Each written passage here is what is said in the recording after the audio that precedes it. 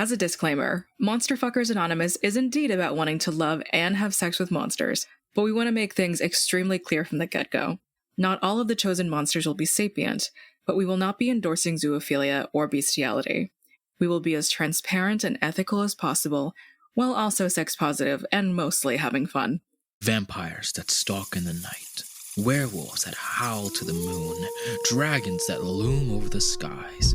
These monsters and more have plagued mortals for millennia, clouding our minds with one singular thought. Can we fuck 'em? Fiction or reality, which one should we be? Don't think that I'm that naive to see the fiction or reality of things you've done to me. Now all this stupid shit is on repeat. Hello, one and all. Welcome back to another fantastic, stupendous, wonderful episode of MFA, aka Monster Fuckers Anonymous, a show where we talk about monsters, talk about the lore, talk about their media representation, and then rate them on a scale of 1 to 10, whether or not you playing games on your phone while on the toilet, whether that be the new update of Cookie Run, Marvel Snap, other things like that, whether or not you should be having sex with those monsters. I am your colorful creature consultant cleric, and with me, as always, is the tenacious troubadour of tentacle Lovin, Zhao. Don't open Cookie Run on the show anymore. Joe is opening Cookie Run, is just showing it on the screen, and it is just showing it to me, and it's just like, Joe, we're not even allowed to have phones on set. You know this. You know this. This is mozzarella cookie. Oh my god! One of these days, that's phone to get confiscated. It's gonna be wild. What's happening? Oh my fucking god! What's the show? All right, everybody. You already know what it is. Welcome back. We're going to be talking about some monsters today. Whether or not we know what that monster is, I'm relying on Joe to tell me. Joe? What are you umming, Joe? It can't be 3 weeks in a row that you don't have a... I've been busy with what have you been busy with? Run update that came out like yesterday. And so in the span of time that we don't record all of that, you couldn't think of one topic? No. Unless we're talking about Cookie Run monsters. I don't know if we could we do that? They're not sentient, so no. Well, could we do the cookies? Will you ponder that question? I'm going to start messing with this puzzle that I found on my desk. I don't know. It's got like a weird eye on it. And I think it makes a pyramid. So I'm just going to click it into place. Holy fucking power! What the fuck? I've arrived. Who are you? I am the spirit that lies within this puzzle. I am eternal. I am ancient. I am Oleander, aka Stray Nerd Boy at Twitter, TikTok, and Tumblr. I didn't know a fucking Millennium Puzzle monster could have a Twitter, but that's fucking crazy. Oh yeah, no, Spirit World shit. You don't even know what's going on in Spirit World Twitter. The controversy's there, pale in comparison. The Twitlongers, wilder. Yo, Joan of Arc just dropped a call-out post about Genghis Khan the other day. Oh my god. But Great Spirit, what brings you to our humble studio? Yu-Gi-Oh! I'm here to talk about cards. It's time Yes. All right, Yu-Gi-Oh monsters. I can get behind that. Joe? Yeah. All right. Sorry, that took forever. Oh, all right, Great Spirit. What draws you to Yu-Gi-Oh? What draws me to Yu-Gi-Oh is it's for a lot of people that got into Yu-Gi-Oh, it was the first piece of weird shit that they got. Yu-Gi-Oh is about card games and monsters that come out of the cards, and you're not sure entirely how real they are, just that they're incomprehensibly horrible. Yeah, it really blurs the lines. When I used to know about Yu-Gi-Oh, it's like sometimes they interact with like Karibo would fucking pop out of the card deck and be like, I'm here to guide you, Yugi, and then other loser. Like, I'm not too sure what is going on there. I can explain. So, in the Yu-Gi-Oh universe, if we were to get deeper into the cosmology of it, basically when the universe was created, there were 12 dimensions. There's the one that we live on, and then there's 11 others that spirits live in. And they once came over here because the people of Atlantis discovered how to connect with them. What? Someone tried to do some evil sorcerer shit. He got stopped. Atlantis sank, and some spirits got stuck here on our world, our dimension. And through stories, through carvings, through pictures, all that shit, we immortalized them. We kept them here, and then American card game designer, the undeniably homosexual, I'm joking, bisexual, Maximilian Pegasus would be sitting there in existential horror and would eventually come across some of these carvings and be like, I'm gonna make a card game out of this. And in people all over the Really? world saying, I summon such and such, you are calling upon these spirits, even if minuscule. Now, the more powerful monsters, such as Slifer the Sky Dragon, which is the only one and was modeled after a fucking massive dragon that the Egyptians would summon during their sorcerer fights, held so much power that you were like, damn, this feels like I'm in a hurricane. This hologram is really good. Damn, Kaiba put his foot in this one. But no, you're actually in danger. And that's kind of how monsters work. There's some in the spirit worlds, there's some here, and all of them are kind of fucky wucky. Fucky wucky. And they don't really Fucky explain wucky. much else other than that. So from there on, just treat it like there's just incomprehensible amounts of horror in the universe. Well, that's how I treat my usual normal day to day. So, okay, that's super interesting. But you know what all that brings up Yes. is that we can What? fuck these monsters. And so they're ready to be on this show. You certainly can fuck these monsters. Over Yeah. 10,000 cards exist in Yu-Gi-Oh! And we have to pick 3 of them. So another Yu-Gi-Oh episode is definitely coming. But we got to get through the first one first. Joe, how do you feel about Yu-Gi-Oh? Definitely was a 4Kids kid. And then whenever Yu-Gi-Oh! GX came out, I watched a good amount of that. And then the motorcycle one.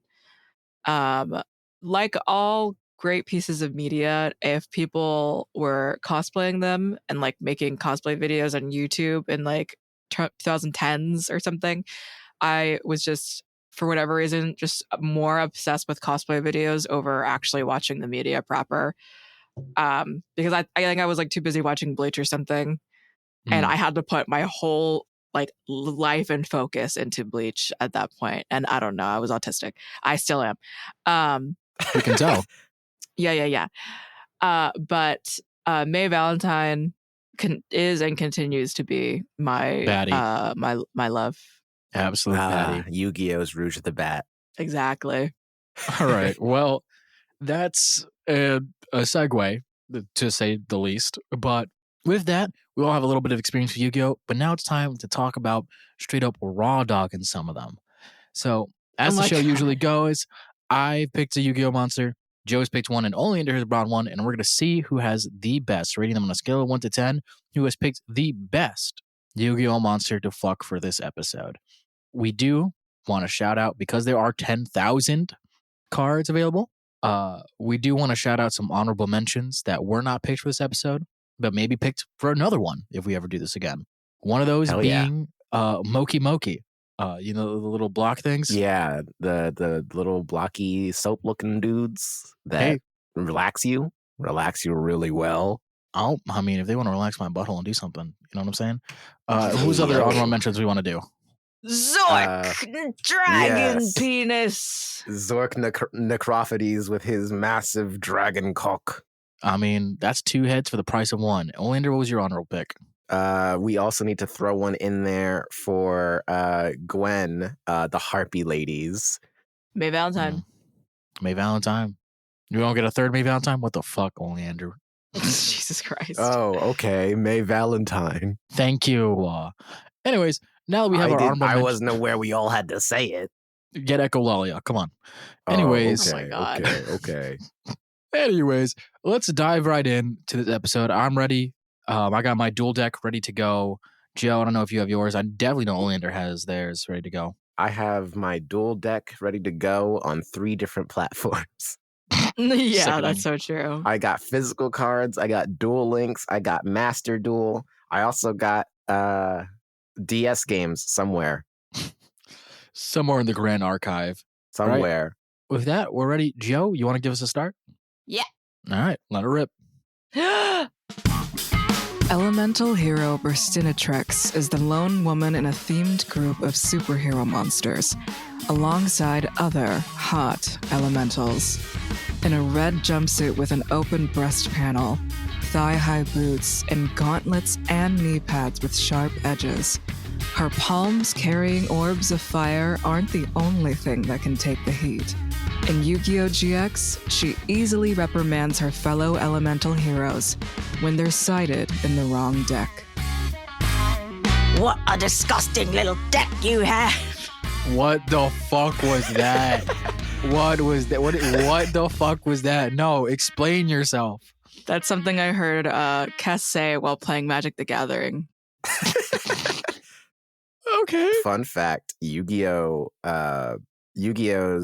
favorite antagonist, Seto Kaiba, was created because the creator went to a store and he walked up to a Magic the Gathering player and he was like, "I'm new to Magic the Gathering. Can you give me any tips?" And the guy said, "Come back when you have 10,000 cards. You're not worth my time." And that became Seto Kaiba. I mean, knowing Magic players, that's so reasonable. Yeah, Japanese Magic players. Yikes. Yeah. Anyways, okay, this is the interesting monster. I want to say I love the elemental heroes, being that I was a GX kid. I wasn't really a fan of I didn't get into the first series of Yu-Gi-Oh! I knew Seto Kaiba and I knew Joey. But other than that, Yu-Gi wasn't even in my fucking preview or whatever. Or rear view. I don't know the word. But I was a big GX kid. I liked all the uniforms they had. I liked the school thing. I remember that Dino guy. Fucking Yeah, Tyranno Hasselberry. Yeah. I liked him. Dino DNA. And then there was this guy who like had to fight his drunk dad, but his dad was actually just a soda man, and all his like monsters had to like be changed from being drunk to being soda. And there was a big That was fucking hot sauce. koala. 4Kids dub was crazy. It was hot sauce. Yeah. Hot sauce. Oh yeah, that's it was what it hot was. sauce in the dub. And so there was like a kangaroo that was a boxer, and then there was a giant koala. All of this to say, I liked GX a lot. I think, and so the elemental GX heroes have a was great. special place in my Yeah. heart. Sparkman, Clayman, Bullman, Avion, all of them, special place. I was originally going to pick an elemental Wingman. hero, but Joe And then I swept it decided- up right from your fucking non-communicative asshole. I was You washing dishes. You can't make a pick while I'm washing dishes. Can you blame Joe? Look at Burstinatrix. She's Also, hot. I was so sure I was either going to choose Zork Necrophites, or I was going to choose a Necrotitties. woman, and I knew for some reason that Cleric was not going to choose a woman. What the fuck is that supposed to mean? You hate women, Damn. and now you're eating food in front of me. It's my lunchtime. Don't fucking do this. Anyways, Bellatrix is hot. Tell us more, Joe, about who. Bellatrix. I don't know. Burstinatrix. The names are hard. Why do they pick The such names dumb are names for hard. Yu-Gi-Oh names? Yu-Gi-Oh names have such Literally- fucking complicated things. It's Everything is Burstinatrix because so she throws things that burst at you. And then she's a dominatrix. But everything And is a it's so dominatrix. funny because all the elemental heroes are like wingman or like something like whatever. And her name is so complicated, so it's hilarious. Mhm. But yeah, I did not watch GX far enough to actually get to the elemental heroes. I literally outsourced this pick because I was like, I haven't chosen a Yu-Gi-Oh yet. The So elemental heroes are in the first episode. Yeah, I'll be real. That's a wild thing to say. That means you just haven't watched it at all. when watching 4Kids, you start somewhere. You Not know the what? first That's episode. valid. You probably ended up jumping in and you were just like, why are they in hell? I think it's Cartoon Network that eventually took it on because was it 4Kids that took on GX or was Four it? It was like the Kids had it. CW. Something like Yeah, it CW. The eventually C- went on to CW. That's crazy. Yeah. Yeah. Anyway, she's hot, and I remember Mhm. I either remember or I did see like a YouTube clip about like her literally tearing down like two of the other elemental heroes, like standing behind like a child bride or something. Yeah, that there is an episode of GX where a person who was too young to be on the island snuck onto the island by like lying about their age, and they ended up having a duel to see if if they would rat this person out, because they're like, look, you're literally not supposed to be here. You're a But we'll give baby. you a fair chance. And this person had like a deck based around making people fall in love with their cards, and all the male cards in Oh. and they had decided to voice act all the cards, and instead of just having them go, "Huh," they decided, wouldn't it be funny if Yeah, we they gave them did. voices and had them talk to each other during this episode? And That's a good episode. the other elemental heroes are like, it's not what it looks like, Burstinatrix. And she's like, you're a piece of shit. Get your Get shit outta together. here. Yeah. So Get your shit together. I do like her lore, I will say. From what I saw can you tell me what online- her lore is? Because I literally don't know. Sure, you can just. I'll say this all right now, and you can just repeat it back after I say it all. So you say like, yeah. So don't worry, we'll edit this out. We'll edit this out. Yeah. Anyways, so they're in a random city in another world. All the elemental heroes are basically the heroes there, and so she's one of the main ones. She's the one that called, like in that episode, she's the one that calls them out on everything. She's the scariest. She's known as the Yeah. scariest of them all. I so do recall that. They She's are the scary dog friend. exactly. So she's the one that all the heroes are like, they do stupid shit. She's like, what the fuck are we doing, everyone? So in the city, they're rescuing people, but then a giant portal kind of opens up, and basically the Power Rangers villain, like Zordon, comes out of there, like a demon lord, and he's like, I want the heroes. I want to eat their Ass. And so they, like, he sends up a whole bunch of generals out there, capture civilians. All of the heroes kind of fuse together into their fusion forms to beat the shit out of other ones, and then the big boy comes down. The other three, I think it is Bubble Man, Avion, and Sparkman combined to beat one of like his lieutenants, and they get real tired from it. And then Clayman and Burstinatrix have to fuse to hold off basically the Demon Lord, and they become a card known as, I think, I want to say like Ruiqi or whatever. It has like a giant shield, and so she tanks Right, like you. the commander's big old fist. Then they I believe defuses. it was Rampart Blaster. Rampart, there it is. And so they fuse all together because the old Demon Lord also fuses with a giant dragon. I think the Demon Lord is known as Rainbow, which I think is a funny word. Oh, the Dark World. Yes, I know what Yes. you're talking about now. And so Yes. the Rainbow fuses with a giant dragon, and so all the heroes fuse together to make the hero Electrum, I think it is, and then they beat the shit out of the Demon Lord, and then she turns evil due to another Demon Lord's influence. And that's how far as I got in lore. Anyways, Joe, just repeat all of that real quick. Wow, Joe, you did so much research. That's amazing. Are any of the fusions also women, or is whenever she is fused with one of the other elemental heroes, like it's just portrayed as a man? Because I know to when my she's knowledge, when she was warped with, I think it was Avian. There was like something wingman or something like that. Yeah. So, at the time, when she was first printed, she was the only woman in the Elemental Heroes. But since then, there are more Elemental Hero cards. Yeah, it was such like as dark Lady and Heat. light. And Lady I Heat. don't. There's so many Elemental Hero fusions because of how many of them there are, and they all like intermingle. Like Burstinatrix fuses with like 7 other motherfuckers. So I don't know all of them, and I had Elemental Hero decks for the longest time, and I still don't know all the hero fusions because there's just so many. But I'm pretty sure there's got to be at least 1 or 2 that's a woman. Yes. But most of them she does like they are just man afterwards. From what I remember, Rampart Blaster has titties, I guess. Yeah, no, Rampart Blaster is a woman. That's not. That's also when Burstinatrix was turned into a dark hero and forced to fuse with Avion. In that form, when she's a dark hero, they're a woman together. I forget the name of it though. Evil Hero Inferno Wing is who you're there. It is. Of. Yep. So I think the fusions. Here's what I'm going to say for a lot of these things going forward, especially when we're talking about Yu-Gi-Oh monsters. I think the fusions count for one monster. There involves your monster. Yeah. I think it counts. So what I say by this is a 3-for-1 deal already. There's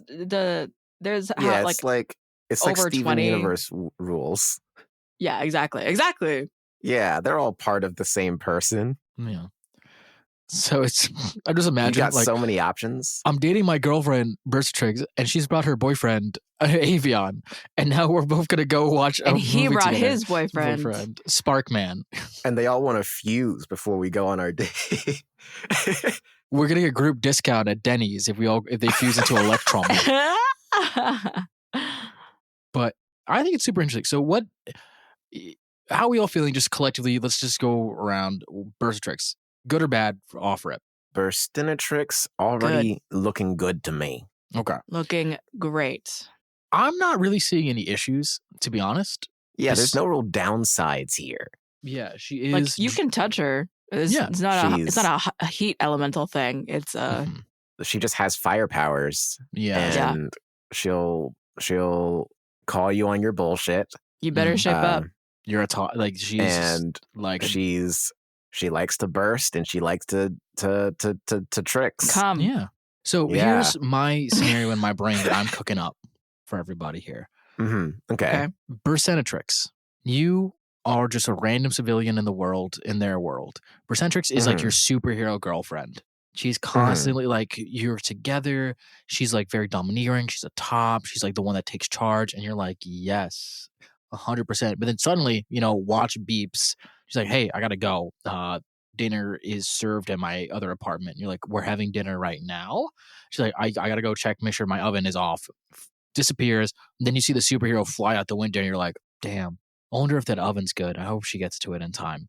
And so she's constantly like going out fighting evil, fighting monsters kind of thing. Why wouldn't she just say that she's fighting a monster? Why does she have to worry about another oven? We're going by superhero rules. Sometimes they don't reveal identities. Sometimes they do. Either way, in the middle of dinner, someone's flying away. And so you're in the situation, and then you see her. Let's say you do know, if you're the jealous type, you're seeing her fuse with like her male best friend coworkers. Like, that's my work husband, and you see them fuse. I don't know. If you're the jealous type, I feel like, why'd you keep fusing with Sparkman? It's been 3 times every crisis I see you fusing with Sparkman. It's not a problem. What's going on? It's not a fucking problem. I know. It's like, oh, you fusing with everybody in town, huh? You never fused with me. Why can't you fuse with me? I want to be closer to you. Presumably, you would not come back. You would just be a horrible flesh abomination with this woman that you love, and then she does not want your human flesh abomination to still be in her, so she'll just get... Well, yeah, but not with a person. You don't know that? Actually. Oh, the actually came out. Here I come with the Yu-Gi-Oh lore. There's actually a good history of spirits fusing with people. Okay. It's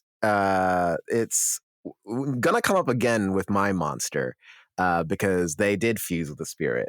A spirit fused with a person. But it is possible for people to fuse with spirits. It is possible for people to become closer to spirits in that way. And it's interesting, but it does not, it can be painful. It can be painful. Well, who doesn't like a little pain? No pain, no gain. No pain, no gain. I'm not sure how it works if you are from their dimension. Like if you're like on Earth dimension and then you fuse with the spirit, I know that that's painful. But I don't know how it is if you are of like you are in Hero City with Burstinatrix, and then like you are of that dimension, and then I have no idea how that works because they don't explain that deep. All it is, it's possible. We put that on the table. It's in a possibility. Sure, but I feel like not even necessarily that she is a top. I think she's like in life. Like a super top, like obviously she is the one that like he didn't ask for pickles. Like she's a fucking bitch girlfriend to do that. She's literally the scary dog girlfriend. But I think if you give her like a little bit of like bratty, but also just like sweetness, I feel like she seems like the type to like crumble and like pamper you and like be nice. But like it's still very much that like shut up, like that kind of thing. Yeah, it's like some people who spend so much of their life being in charge of things is like, I would like to be submissive sometimes. Yeah, exactly. She's the type who like will yell at all of the, like her coworkers or being like, I can't believe we should have done this, we should have done that, blah, blah, blah. And then she comes back home, she opens the apartment and you've like, hey, I made you dinner. Is it cool to act? And she immediately just like folds in their arms like, my coworkers fucking suck kind of thing. Avion keeps on leaving feathers all over the place and I'm sick of it. I'm sick of it. I'm sick of it. Sparkman shorted out the TV again. Clayman broke the toilet. I can't do this anymore. I'm living for this slice of life AU for the elemental heroes that we were making up. Now just I need to see this. They're like not superheroes anymore. They're office workers. Honestly, we should treat more superheroes like office workers. They just coworkers. Bubbleman just refuses. The Avengers sitting around going, "Hey, yo, you see what's happening in Washington D.C.?" And they're like, "Yeah, that's not my department, though." It's like, hey, listen, did you get the expense report for dropping like that building on that villain? Oh no, I still have to get it from Rhonda. Rhonda from accounting? Ooh, I don't know. She and the Hulk went on a date last week. She is not happy. Keeps fracking. He keeps bringing up fracking, and he seems like he wants us all to be cool with it. And I'm not too sure. Bubbleman also, every time I'm at the water cooler, makes it burst. And honestly, it's getting problematic. Wildheart is not using deodorant. He says he likes his natural musk.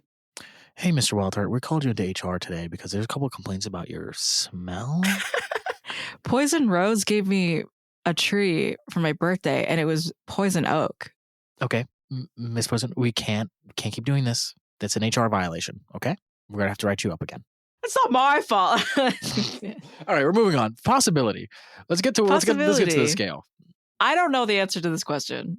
I don't know. Is it all exclusively Hero City, or can you just like? Are there only like one card ever of Yu-Gi-Oh? No, there are probably many people on Earth that have Burstinatrix cards. Yeah. And I know that like once it gets to the futuristic fucking Yu-Gi-Oh series, that's when it gets like all.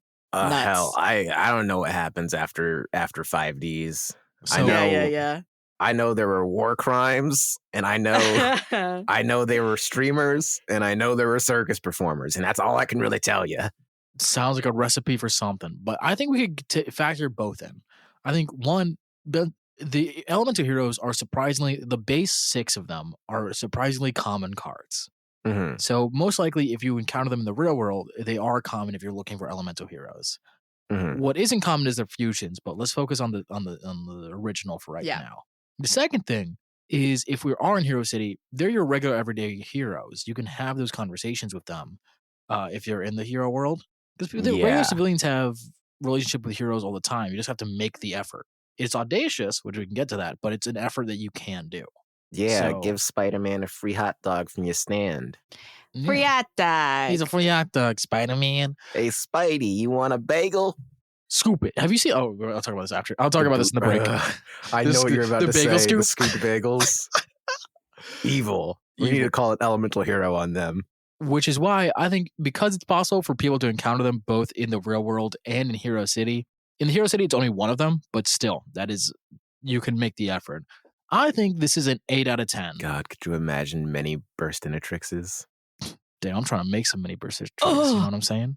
I was going to say 8 as well, but that is an uninformed opinion. So 8's pretty good. I think 8 makes sense. Excellent. Okay. 8 is pretty fun. So then attractiveness. 10. I didn't even finish the sentence, Joe. How attractive is Burstinatrix? 10. 10's across the board. Yeah, I didn't give a number. I didn't give a number here. And you're gonna say 10 next one. You can't just no. What are you gonna say? You can't just force your numbers on me. That's not how this show works. Okay. What are you gonna say? What's your number, Cleric? 10. Okay. 10. Thank you. Exactly. Now come over here. Burstinatrix says it's time for your daily dick flattening. Yes, Burstinatrix. Your daily vasectomy. My daily vasectomy check. Daily. That sounds awful. Oleander, why do you need to do it daily? Are you Wolverine? She does it one snip at a time. Oh my god, it's horrible. That's horrendous. Slow process. Oleander, do you know how our audacity score works? Just so that What is the audacity score? So the scale sucks. It's really bad. And our audacity score is basically the lower the score, the more audacious, and the higher the score, the less audacious. Maybe one day we'll change it only if somebody forces us to. What do you mean by audacious? So audacity as in like, how audacious do you have to be to pursue this person? How audacious is their physiology to even attempt? Is Their their dick too location. big? Is their whole body made out of fire? I need to drink more water. So 5 would be like neutral. Yeah, like it's possible, but it's also not like it's not crazy to do, but it's also not they're everywhere. It's an easy thing. Like I could have a conversation and then we can maybe, like, possibility. lead to something. I'll give them can lead into this because of videography. I'm gonna go with a 3 because you said 3 was more audacious, right? Yes. Yeah. So I think it takes some courage to go up to Burstinatrix, because you look around, you see her blowing up bad guys, hanging out with a bunch of people who lift and throw trucks. It's like it's like you see her hanging out with people who are in skin tight suits all day long. And they all have rippling abs, and you're just like an average person. It's like, I can walk up to them and ask them for a date. Are you sure? Are you sure? Yeah, I agree with that. With the courage. Yeah, if you have the courage, out that she's actually audacity. more tender and warm than she looks. But tis. No, I think with the courage, and if you have that's a regular thing you can do. Like go up to a superhero, you can try to have a conversation. You can try to make a connection there. So I would agree with 3 actually. If you're going with the cards, how audacious it is to summon her and then be like, yo, you wanna go to Burger King together? Burger King, like going out of your way to learn magics that you can like truly fully bring them out of the card. Like that's some effort. Yeah, that's a lot of effort to do. And I'm not going to take her to one of those 22 places you're not allowed to go to on a first date. Take her somewhere nice. 22 places. Can eat spicy food. She, I think, loves to eat spicy food to release endorphins, and probably would love Burger King ghost pepper chicken fries and handle them and be okay. I don't like your tone, Joe. And I can too. So I think it's a 4. I thought you were going to say I can handle spicy food, and it seems like she's spicy. You know what I'm saying? Yeah. I also thought you were going to say that. No. I'm going to take her out and cheap spicy meals, and she'll be great. She'll be fine. All right. I think that's and all also very eat her reasonable. ass. No. I think that's all very reasonable. Might as well. Hey. So parental approval. Would our Christian immigrant parents approve if we had, if we brought Burstinatrix home? I'm going to be so honest with you. Middle of the road. She's a superhero. She's I think someone who is a public figure. She is that scary, like no nonsense, which I think my parents would first be like, I don't know about that. But I think when they see me fold, they'll understand and be like, wow, okay, they do care about our son, and our son's a little bitch. So. But what happens when you're at the family dinner and then her watch beeps and she goes, I have to go, and then leaves? She's a busy woman. She's busy. My parents would immediately disapprove because they'd be like, why is she leaving? Yeah. We're supposed to be here for another 8 hours. So I would give this a 5. I think this is very middle of the road. This would be like, it can go either way. Oleander, I have a bit, so I'd like you to go next. Oh my God. Okay. I think for parental approval, talking on this, it's 1 to 10, right? Yes. Thinking about parental approval, I'd say. Are you about to say 11 or 0? I'd say maybe like a 3. Yeah. I think my parents would be utterly confused by her because she's not chill. Yeah, she's not chill. Like she's a pretty intense person. I think my family would like look at her and be like, really? What the fuck? Yeah, not really adding up. Her? You're a clown though. You're a clown. And I just be sitting there like my autistic Riz. Mom, my artistic Riz got her. They liked how off-putting my vibes were. Okay. So bad. And here's my answer. Oh, Joe's standing up. Burstinatrix is Korean coded. This is a Korean woman. Okay. She wears red. She's perfect skin, and she's mad about everything. And that makes you Korean? Yeah. So that's a solid. I think she and my parents could complain about a lot, and they would eat spicy food together. They would dry out chili peppers. There's something. I don't think necessarily Burstinatrix would like to garden. Thank you for the reminder, Oleander. Pulling the card out. Yes. But I think she would enjoy just like maybe old man speed walking with my mom. And I think that's like a 7. All right. You know what? That's fair. I'd say that's pretty reasonable, to be honest. So now that we have the scores, let's all take a moment to eat some spicy food and then immediately have to suffer because of the consequences of it. And Not pause. I have a hot chip on the other side of the room. Hold on. I have IBS. All right? I get it. Let's pause for math, all right? Yeah. Yeah. Save it. You two are pathetic, but your honeymoon is about to be over. We're in for it now. Season's greetings from the MFA team. I'm Kez, your editor, your producer, and as always, I'm here to thank the people who have been supporting us on Ko-fi. Without further ado, thank you to Gwendolyn, Emilia G, Christian J, Daydori, Akima, Bun Hun, Zombie Fighter 89, and newcomer Antonio Nipples. Thank you for joining us, and thank you for making me read out your name. Speaking of fun names, I'd also like to thank Terra Depositor, who left us a donation and this message on our Ko-fi. Happy holidays to my comfort show. 50 each for the 3 weirdos who I listen to scream about monsters while I'm at work. Well, I'm so sorry you listened to this while you're at work, but I'm so glad you're enjoying the show. Our supporters can head over to our Ko-fi right now and take a listen to the outtakes that didn't make it into the episodes. Take a peek behind the curtain at our dysfunction. Just head over to ko-fi.com/monsterloverpod and starting at about $3 a month, all of that terrible extra content can be yours. All of that said, you don't have to give us anything. We just use the money to help with emergencies or save up for small equipment upgrades. We do, however, deeply appreciate all of our Ko-fi members. Thank you so much. If you want to get in contact with us or just see what we're up to, you can follow us on the platform formerly known as Twitter at MonsterLoverPod. And if you want some other ways to support us without giving to us financially, you can head over to Spotify Mobile and leave us a rating, or head over to Apple Podcasts and leave a review. Or, even better, tell your friends about the show. We'd love to have more of you with us. Anyway, that's all from me. Enjoy the rest of the episode. All right, we're back in it. Joe, could you let us know the scores? The scores. Cleric for Elemental Hero Burstinatrix. You got a 6.5. I got a 7.3. And Oleander got a square 6, which gives Burstinatrix a 6.6. Higher than Kukulane and just a little below the Jorogumo. That's fine with me. I think it's a pretty solid place to be. I do think she could be a little bit higher, but because of just accessibility I think is where we get to a tough spot. You know, her and Clayman, the fusion of the two of them roll a solid joint.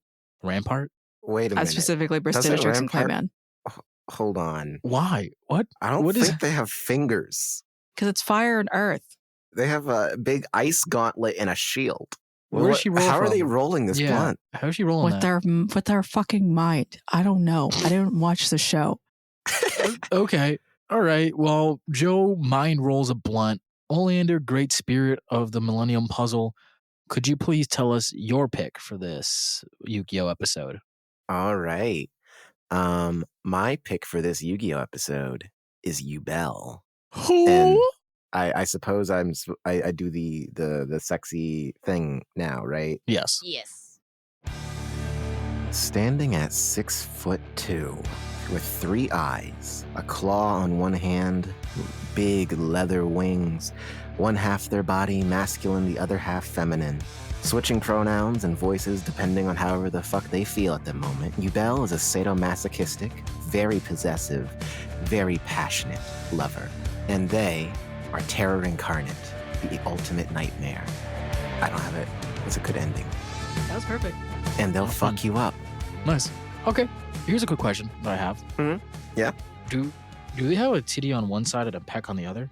Yes, they do. They also have 2 voices. Break that down for me.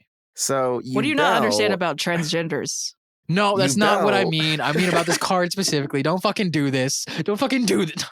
So to give you the Yubel lore, Yubel is so several thousand years ago, there was like a king, right? In the kingdom, what kingdom it was doesn't matter. They don't say it. They just say there was a king, right? And their prince was destined to wield a magical power, and the father was like, damn, someone should watch over them. Ain't gonna be me though. And then goes over to the childhood best friend of the prince and goes, watch over my son forever. And the childhood best friend is like, I'm already in love with them, so sure. And so they agree to do a spirit fusion and fuse themselves with a dragon.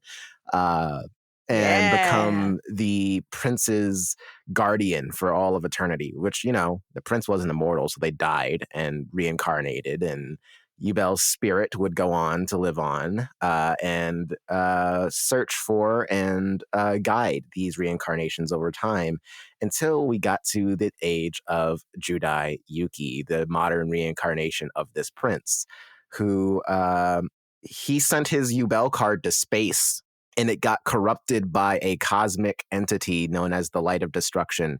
And now they are sadomasochistic and would do anything to get back to their love. And Judai's out here getting that love from an American man named Jesse with blue hair and pronouns. So Yubel was not happy. What? So Yubel is that was changed to wanting to play. And my playtime is going to Jesse in the English dub, but it was gay in the Japanese dub. It was gay. They also redrew Yubel to not have a titty. Well, to not have a peck.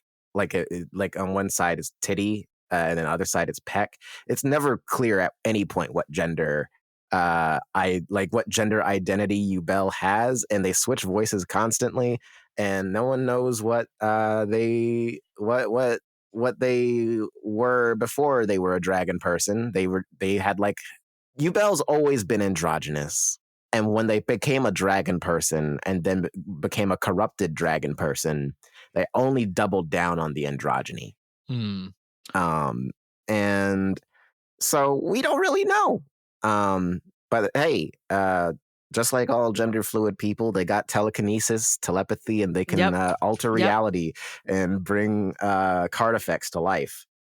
What? Yubel can also fuse other people to cards. They fused someone to Exodia at one point. Okay, you've given me a lot here. You've given us a lot. So Joe, I want to get your thoughts first. I'm looking at the Rule 34. Oh, you're finding Rule 34 already. All right, drop the link.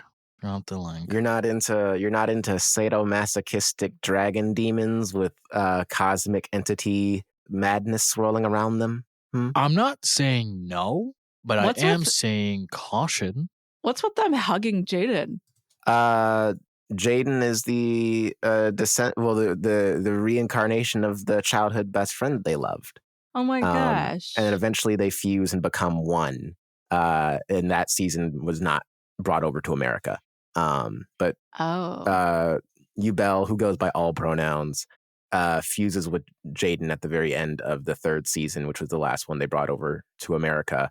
And the 4th season was a depressed Jaden realizing he doesn't like card games anymore, trying to get his mojo back with Yubel, who I guess got redeemed in that way by reconciling with Judai.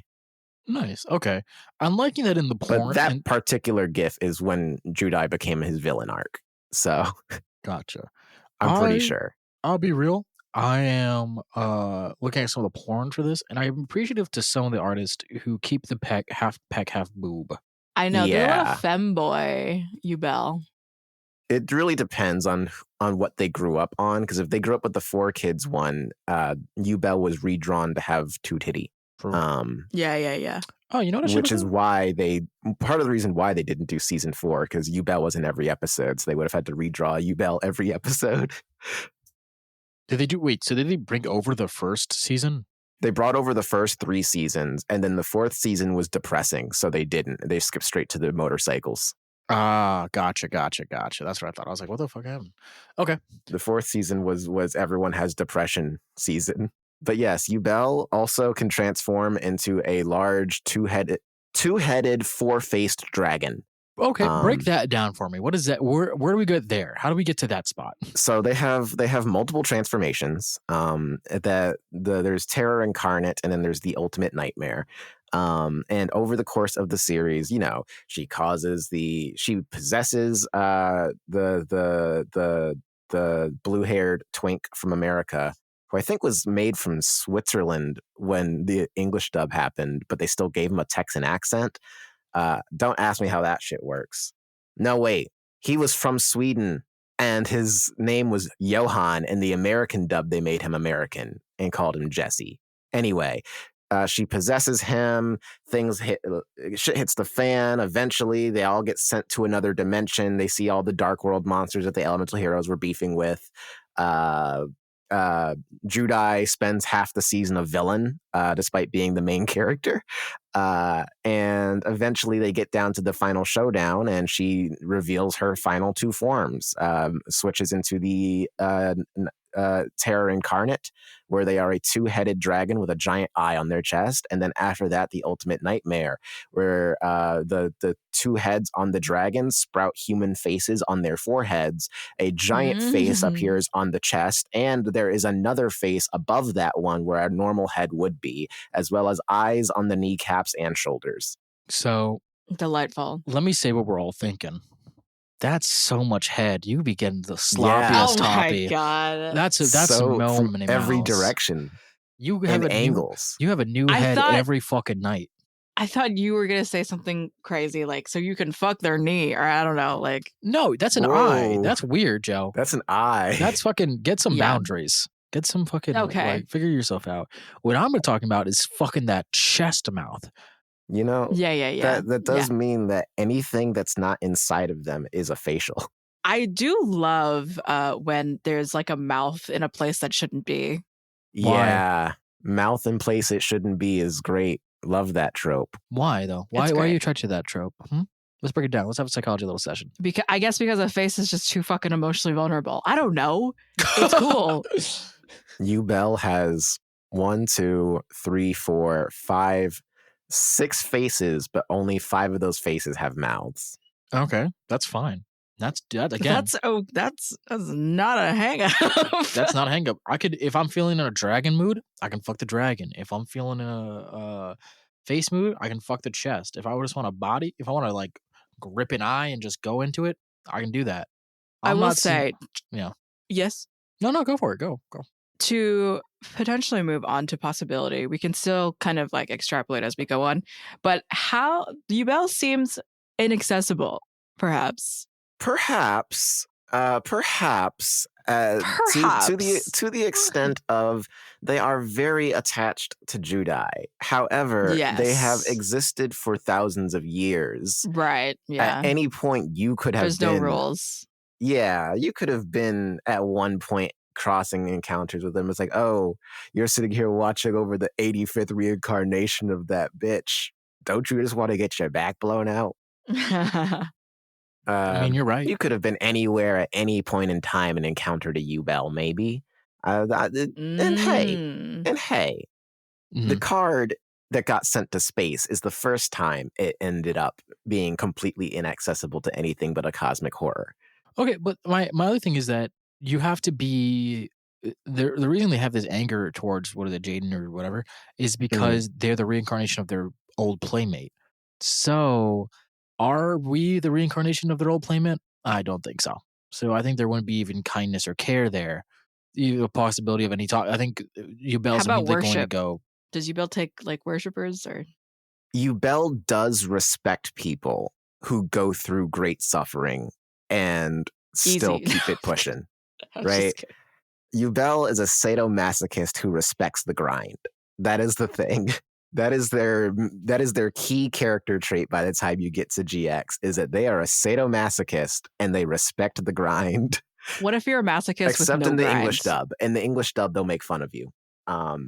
So in English or Japanese, that's so funny. In Japanese, she'll respect you and be like, "Ah, damn, you're out here fighting me, even though you got a heart condition. That's dope." But in the English dub, they're like, you have a heart condition? Watch this heart Fuck attack. you, bitch. Here's some more potassium, idiot.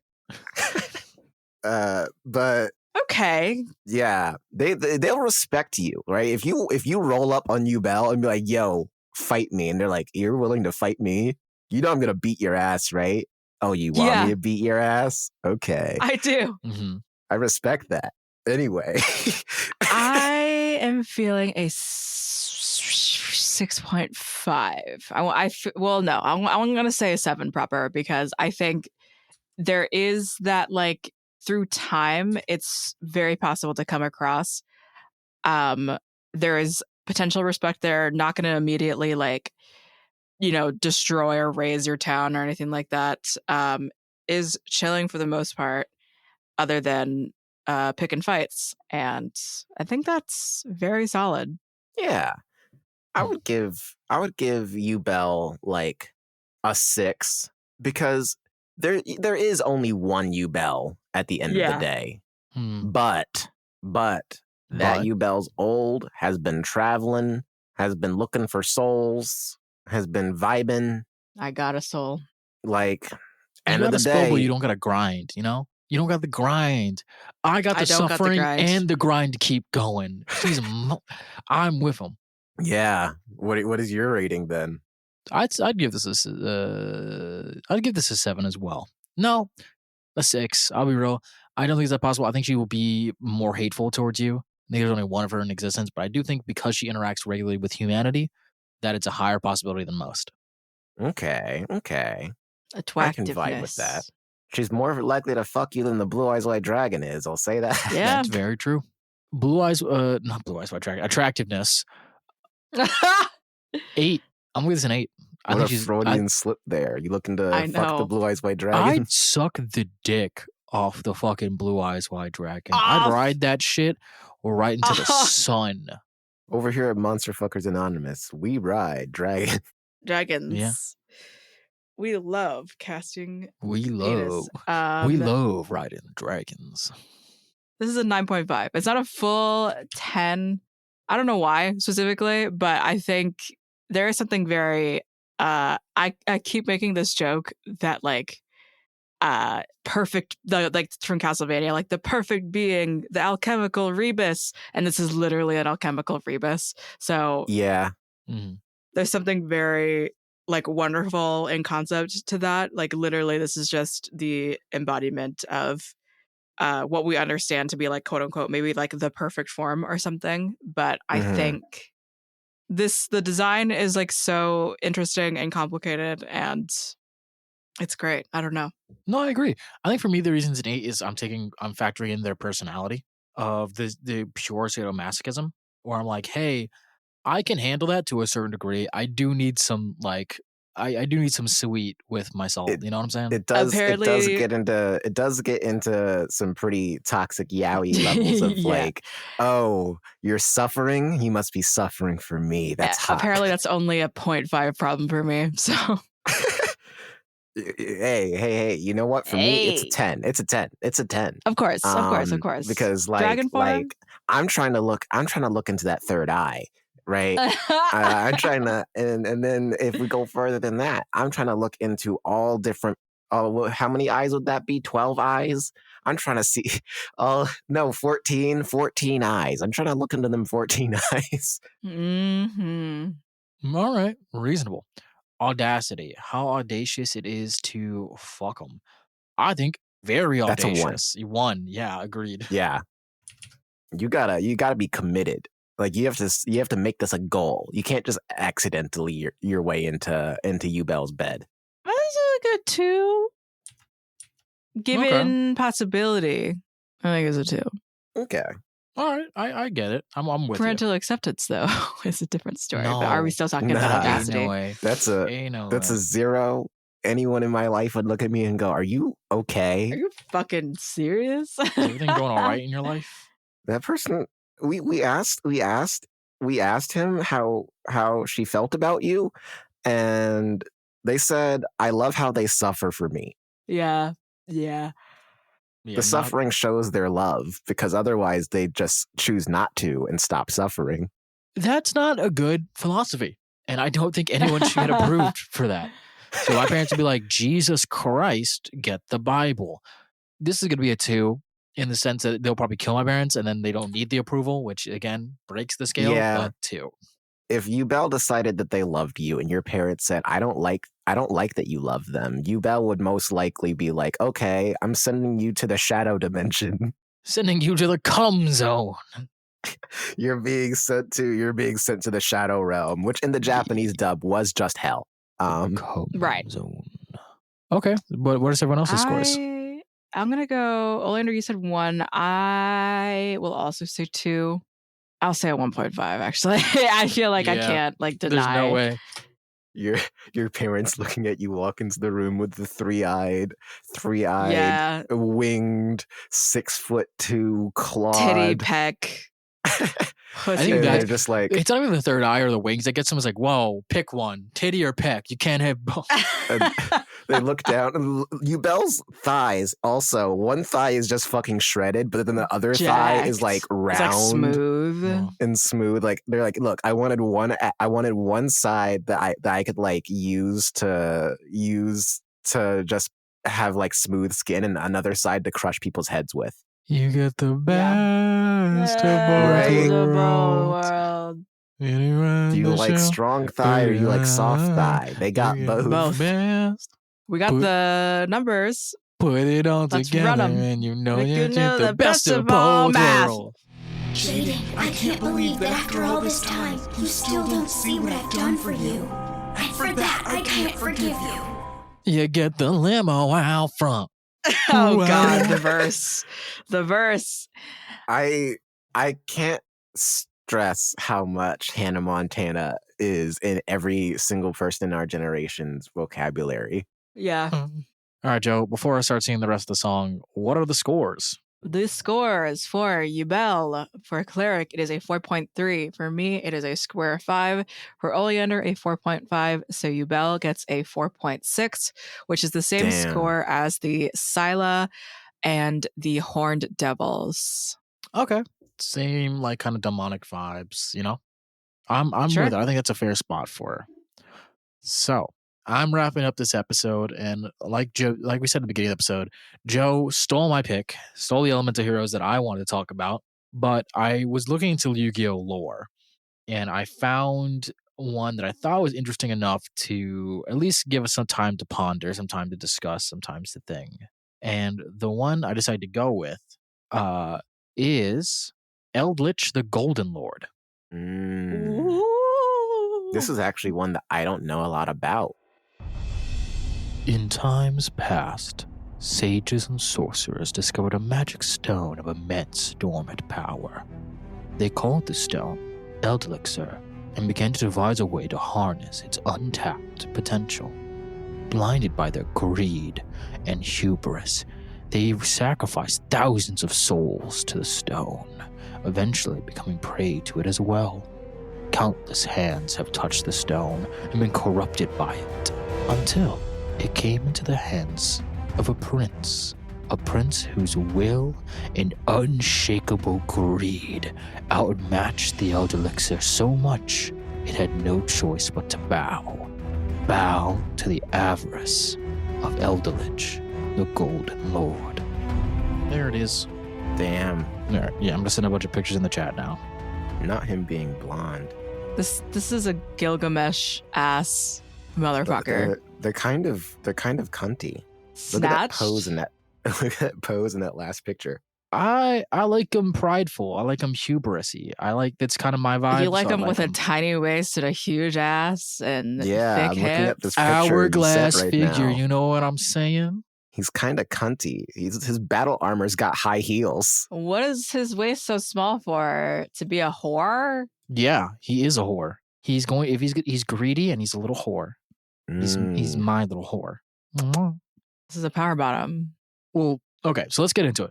So the Eldlich, the Eldlich is someone who had in a kingdom. He was a prince of a kingdom. He before all of this other shit, he was known as a benevolent king. But in this kingdom, in this realm, gold was like water. Like it was such a common element that no one fucking thought about how precious gold was. So they were like gold. Like that's why the city that he used to rule was the Golden City, just completely everything. So then he met these other people from another realm. Were like, hey, we're gonna bring you technology, like bridges, weapons, things of that. And he's like, whoa, that's so cool. They eventually brought him the stone. Now the stone was, like I said, dormant power, thousands of things. The sages of the stone, originally the Eldlich, like were all corrupted by it. It corrupted them all. They sacrificed thousands, and eventually it also turned them all into undead zombies, basically feeding on their souls. The stone eventually also corrupted Eldlich, and he became like also kind of corrupted zombie-like. But the thing is, the stone, he had such immense greed and such immense willpower that he can bend the stone to his whim. And he attached the stone to his armor that he's currently wearing, which is the big red thing in his chest. His greed then began to know all bounds, and the people of his kingdom eventually all became undead and half undead, half golden, and became corrupting people. It became corrupting the people, the infrastructure, and it corrupted animals and the natural prey, all of which joined his golden army. And so he ruled in the golden realm, constantly just wanting more and more. Damn. That sure is a greedy bottom. Yeah, you know what? He just wants all your cum. He just wants all of your cum over and over again. He's a cum hungry. He's a cum guzzling little cum guard. I do enjoy. Seeing, I do enjoy a little cum guzzler. I do enjoy. I enjoy my little cum guzzlers. Enjoy the eldritch horror of coming across an incomprehensibly powerful stone and then conquering it because your greed is more incomprehensible than it. Like it looked at you and was like, damn, bitch, you live like this? Okay. He said, yeah, now you live like this too. Oh, sweet. Yeah. Hell yeah. So can we have a cunty little outfit? And he was like, ha. Already done. You're in the armor. The thing is, his greed knows no bounds. So eventually, in the main story, his greed finally goes beyond the golden city that he rules. He wants more. And so he and the stone, he ends up, instead of wearing the stone, he ends up eating and fusing with the stone. And so he becomes, I'm going to send both of these, he becomes Eldrix the Mad Golden Lord and begins corrupting universes and turning them golden for his own benefit. Damn. So he becomes from, for those of you who don't know, or pulling it up, he goes from this like golden armored, white gloved, like adorned by jewels, like his armor, which I like armor a lot. Armor's super hot. Like four-eyed, tusked, kind of knight-ish figure to, and look how thick his thighs are. Yeah, to a basically and those high heels. He becomes an eldritch god, thick. Horns become even larger. He's like a half dragon, half being, half beast, and he's mad with power, and he's going to eat the universe. And he would probably eat ass like crazy. He's the type, like, I would put this on a succubus level. He becomes a top. Yeah, that's when he's like sucking the nut out of you. And then doesn't stop. Yeah, you are like tapping, you're like, I'm all tapped out. He's like, oh, no. I want You're not done until I'm done. And then just like completely devours your penis. And then the other way is like, I want all your squirt, and then just keeps going and going and going.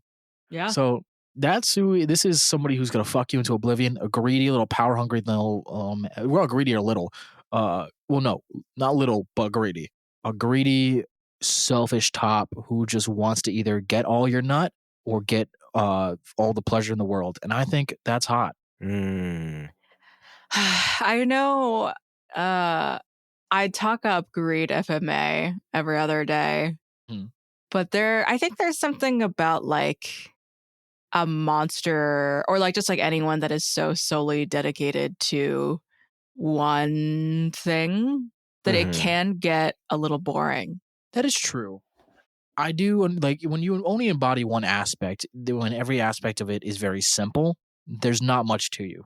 If someone is inherently only slothful, then that's really only that.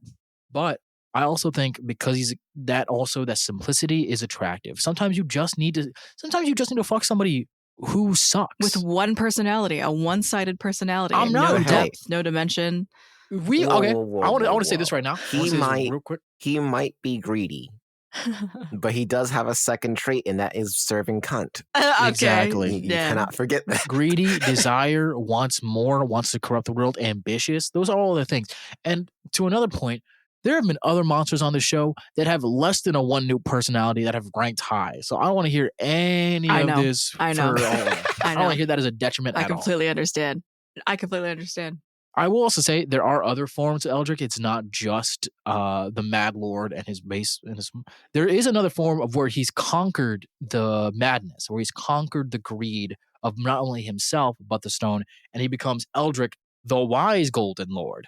He's got like a flowing cape. He's got a different helmet and everything. He's like a light. He goes around trying to do his best. Damn, he got a redemption arc. He gets a redemption arc, and he gets cunty little boots. Look at his boots. Yeah, these ones are thigh highs. Mm-hmm. All he wants to do is give you a little suck off. And that's where I think he'd be like, hey, I know I've been put on a little healthy weight. Yeah, he's like, hey, listen, I know I've been selfish and bad and I've been selfish recently. Let me give you my nut. Time. Yeah. Oh my God. This will probably be to my later detriment. There is another form of him in another universe, not the one that we're talking about. Okay. There is another form of him. Okay. He's known as Eldlich the Golden Landlord. There's no way this is real. Why is this the cuntiest? This is the Golden cuntiest Landlord? one. He's got rainbows and a cape. He's got two bejeweled staffs. He's got like his waist is smaller. Yeah. Oh, it is real. Yeah. Yu-Gi-Oh! Zexal, what is we doing? I don't know. I found this online while I was doing research, and I was like, I had to pull him up. But yeah, Eldlich the Golden Landlord. I don't know if that has lore to it, but that is another form of him. But it's even more bejeweled. Ridiculous. His shoulder pauldrons are bigger than his tiny, tiny waist. Snatched. Monarchs are never good, but they do look good. Yeah, I've talked about this before on the show. How are his thighs? I'm a big monarchist. Cleric 34 over here. His thighs are thicker than his waist. I support the monarchy and any monarchy that I rule in. So if I'm a monarch, I'm the best. It's just very much that.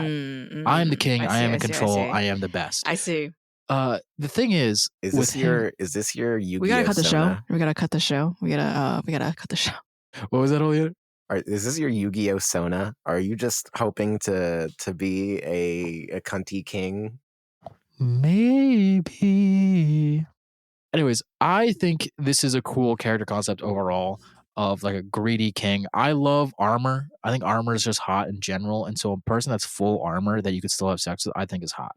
I am somebody who will, if given options of customization in a game, I don't care about making my character's face. I care about putting cool armor on top of it. So I don't care. I will seal that armor up or seal the face up in armor because the armor is cool.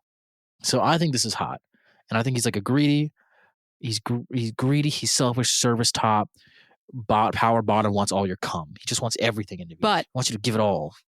How accessible is Eldlich, the Golden Mad Lord, Landlord, Monarch? He is the king of the Golden City. This is correct. He does corrupt those who exist in the Golden Kingdom. But that's only there I think was about to bring up. He does go all over the world and tries to conquer everything when he becomes a mad god.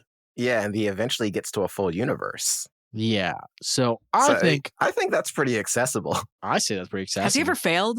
We don't know. I haven't gotten any confirmation if he has or hasn't failed. To our knowledge, no.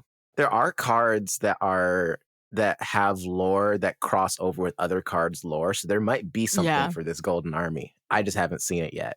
Same. So if you play Yu-Gi-Oh! Master Duel, though, they have structured deck duels where they go over the lore of all the decks and what other decks they're feuding with.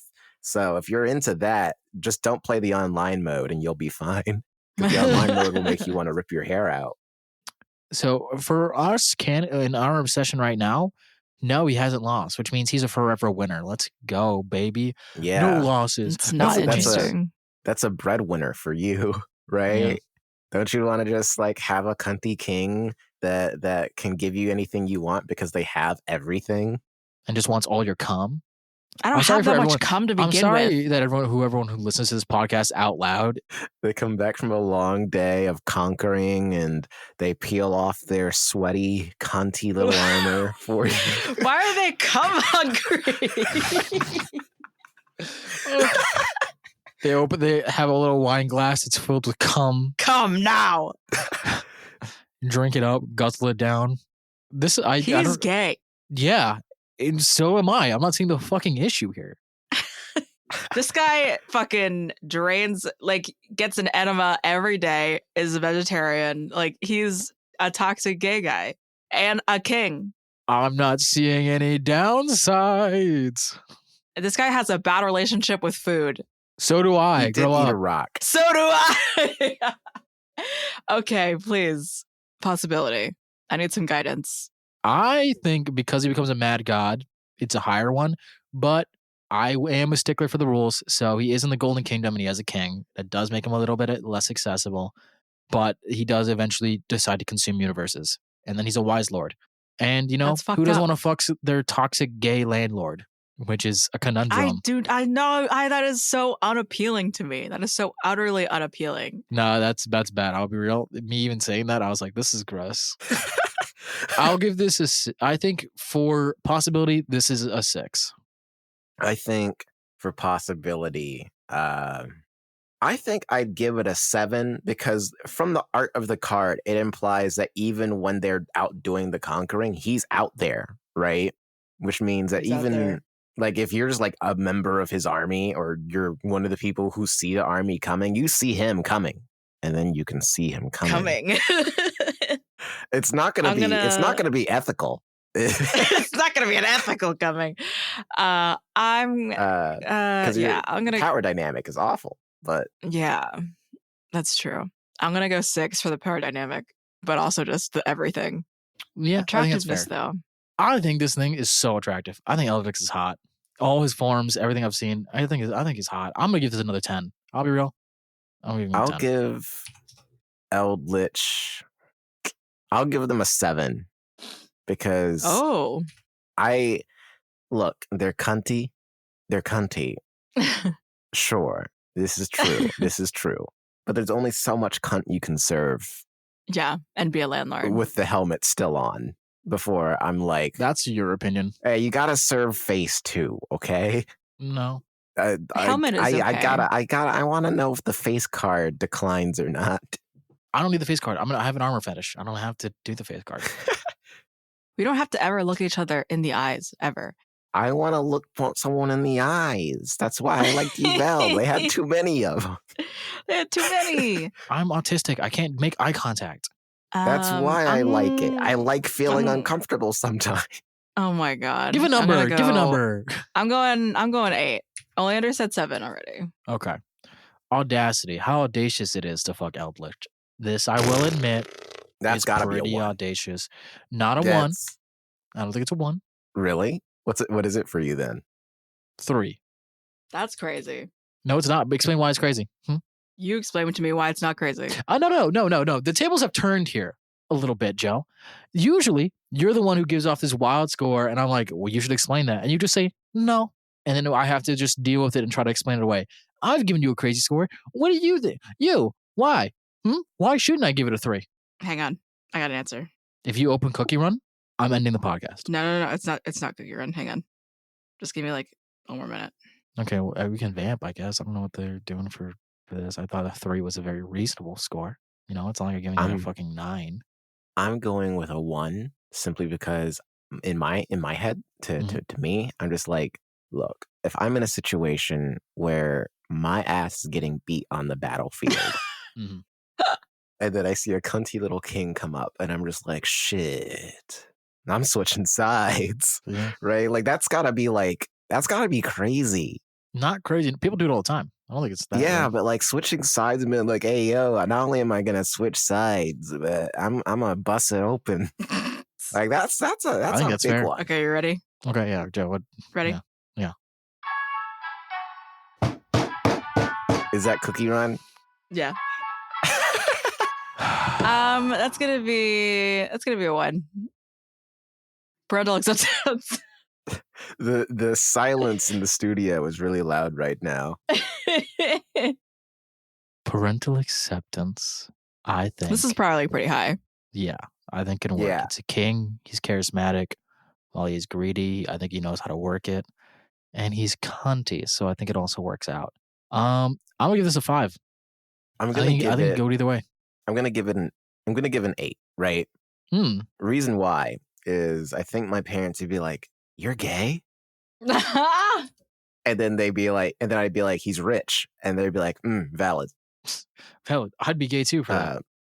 They'd be like, "Oh, you're gay," and then they roll up in a solid gold Benz and then step out with a solid gold suit, and they're just like, "Damn, he got that shit on though." He kind of doing it. He kind of doing it all. You might be doing it to him. Yeah, I'm gonna say 6. It's pretty good. If they're rich, whatever. Anything flies. Okay. Fine. Reasonable.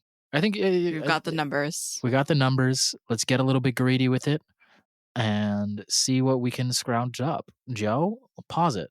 Pause it, Joe. Pause it. Joe, pause it. Pause it. Joe, we're heading to a tree. Pause it. Pause it.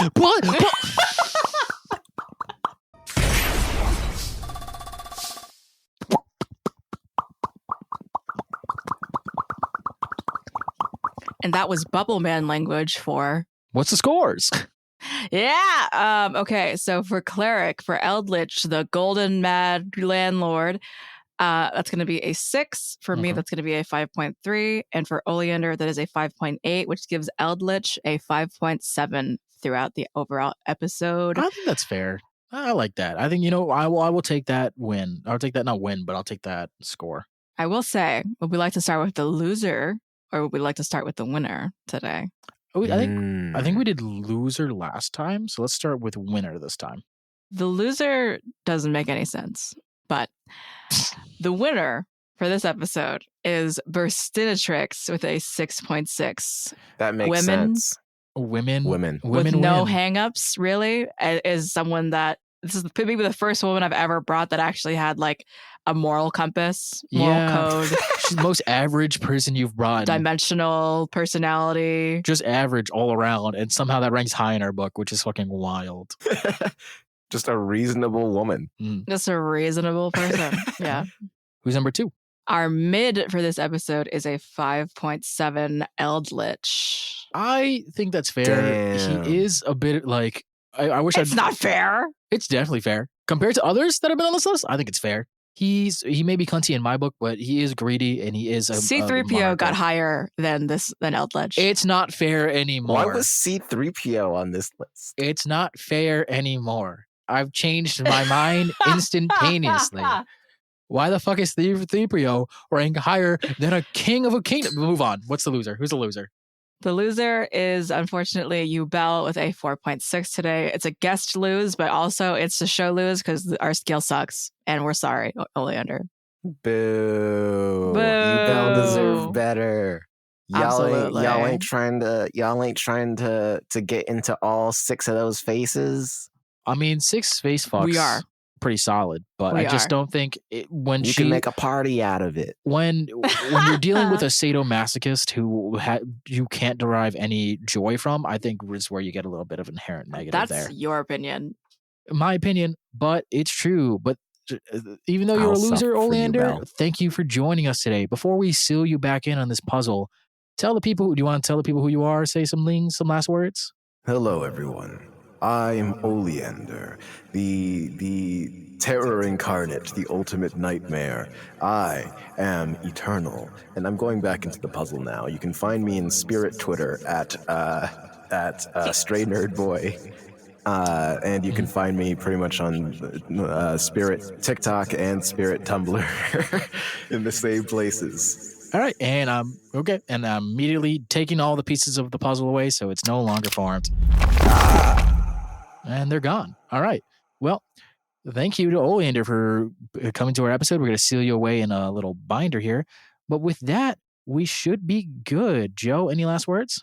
Mozzarella cookie is a new magic cookie that's out. I have not quite gotten them, but...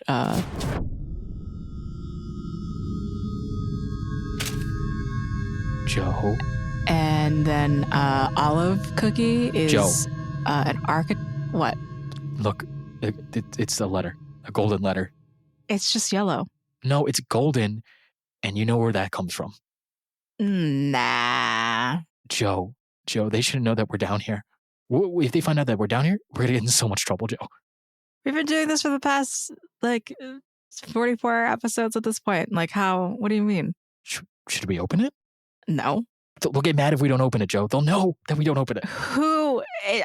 I mean, not who necessarily, but if we just don't acknowledge it and continue to not acknowledge it, I'll just I have a lighter. I'm just gonna burn this. I don't think that'll be a good idea, but you can give it a try. Either you're gonna try to stop me right now, or I'm just gonna burn it. Let's just put it in like a box and just forget about it. And hopefully we just say if they ever ask us, we just didn't get it. Yeah, that sounds fine. Okay. And into the box it goes. All right. Well, thanks for joining us for another episode. We have to hide some things, I think. So we'll talk to you next time. I don't have anything to hide. We have a lot to hide, Joe, especially from them. Bye! Your hilarious hosts have been Cleric and Josephine, who you can find online under the names at Cleric_34 and at ScaryDogFriend. Today's editor has been me, Kez, and character designs are by Ribby, who goes by Art by Ribby. Thank you to Gwendolyn Kelly for our marketing strategy. You can find her under the name Glitchy_Pixie. Finally, thank you to Soren for the use of the song Fiction/Reality by Hypnosister as our intro and outro song. You can find him under the name Bunhun VT. Find us everywhere under the name Monster Lover Pod. And until next time, monster fuckers.